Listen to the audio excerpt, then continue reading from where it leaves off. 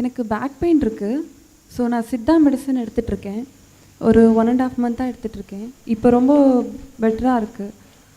எல்லா ப்ராக்டிஸும் என்னால் பண்ண முடியுது. ஆனால் இந்த சித்தா மெடிசனில் ஏதோ மெட்டல் கலக்கிறதா சொல்கிறாங்க. அலோபதிக்கும் ஆயுர்வேதா இதெல்லாம் கம்பேர் பண்ணும்போது இந்த சித்தா மெடிசன் என்ன மாதிரி நம்ம உடம்புல தாக்கம் செய்யுது? Essentially, the difference between Ayurveda and Siddha and Allopathy is just this. Allopathy is purely chemicals, chemical manipulation of the system. When it's an emergency, you must use it. But if it's a if it's a chronic ailment which is going to be with you for a long time, and you're going to take some medicine for a long time, definitely popping pills for long periods of time is not a good thing. So Ayurveda is herbal. Herbs are also chemicals, but in natural form. It's way better than taking it in a synthetic form. Ayurveda needs a certain amount of application and knowledge because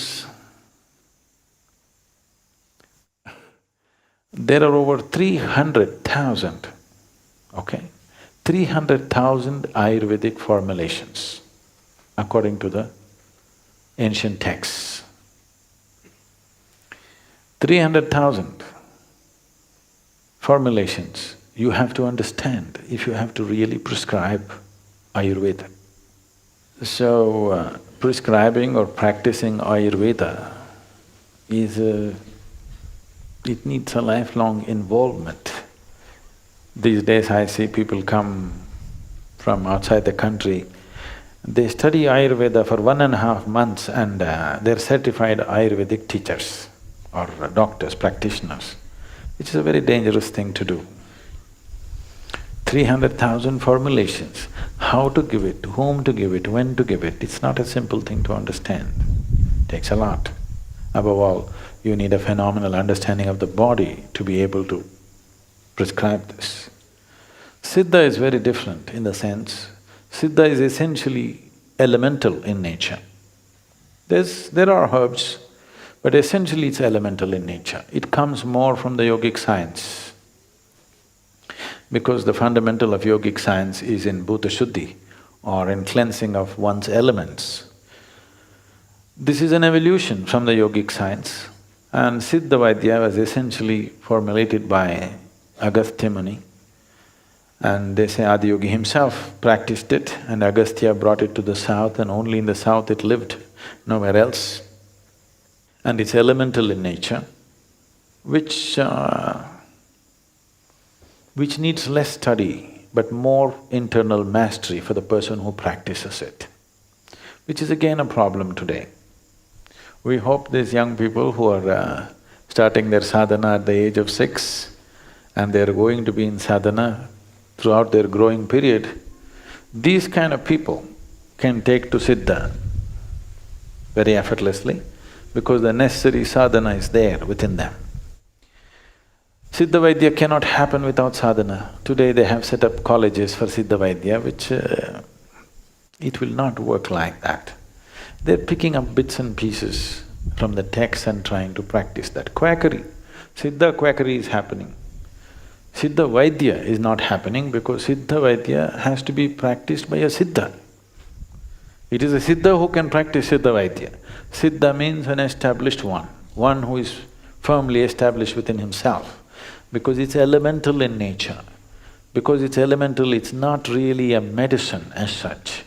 You are dealing with the fundamental material which makes the body. You're not trying to infuse some other medicine into it. So usage of metals is very much prevalent in Siddha.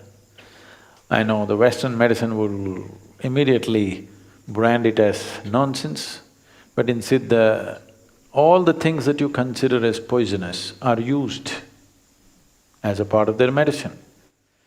9 deadly poisons, you've heard of Navapashana. All the 9 deadly poisons are used as medicine. Lead is very frequently used, mercury is regularly used.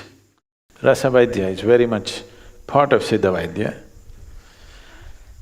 And for those of you who are calling for God's help, When I mention the word mercury, mercury is not poisonous. It is just with mercury oxides, people have poisoned water. It is irresponsible usage in the industry which has done this. There is mercury in the soil, okay? We did not import mercury from Mars, it's always been in this planet. It is not poison. It is mercury oxides which are irresponsibly used in industry and let out into the rivers and lakes, which poisoned the waters on this planet. Now they think mercury is poison. No, mercury is not poison, but if you drink it, it'll kill you.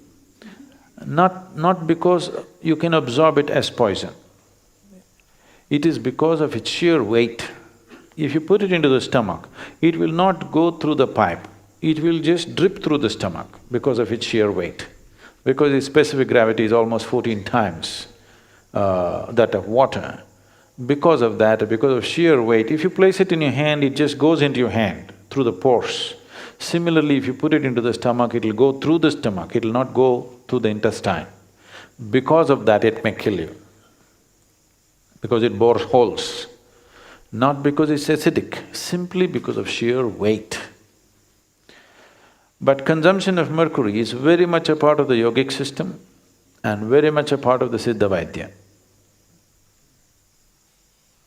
I am still alive only because of mercury, not otherwise. So, Siddha is a very completely different kind of medicine system than anything that you will find on the planet, but it needs a Siddha to give Siddha medicine.